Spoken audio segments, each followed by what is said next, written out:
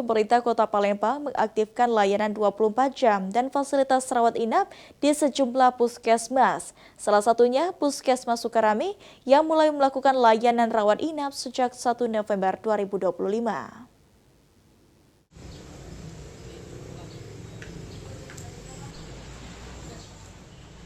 Puskesmas Sukarami menjadi salah satu puskesmas di Palembang dengan pelayanan 24 jam dan rawat inap yang mulai dilaksanakan sejak awal November 2025.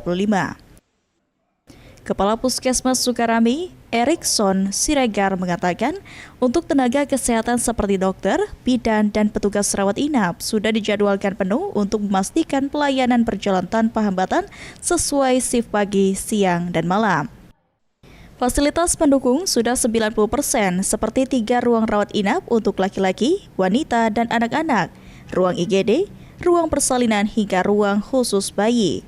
7 tempat tidur pasien, perlengkapan persalinan, dan peralatan bayi telah diterima bertahap, sementara sebagian lainnya sedang menunggu distribusi dari Dinas Kesehatan Kota Palembang. Ambulans juga disiagakan 24 jam untuk menangani kondisi gawat darurat dan rujukan ke rumah sakit. Seluruh warga Palembang pemegang KTP berhak mendapatkan layanan gratis termasuk bantuan pembuatan BPJS bagi yang belum memiliki. Dan rawat inap anak kita sudah siap dengan jumlah ruangan itu sekitar 3 ruangan rawat inap, ada 1 ruangan untuk IGD, ada 1 ruangan untuk pertolongan persalinan, kemudian ada juga ruangan untuk bayi, infan.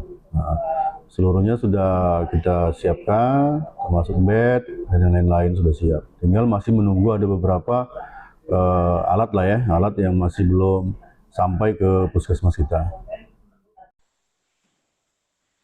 Erikson menambahkan, dengan beroperasinya layanan 24 jam dan rawat inap ini, puskesmas di Palembang diharapkan menjadi garda terdepan layanan kesehatan yang mudah dijangkau dan siap melayani masyarakat kapan saja. Muhammad Aidil, PAL TV.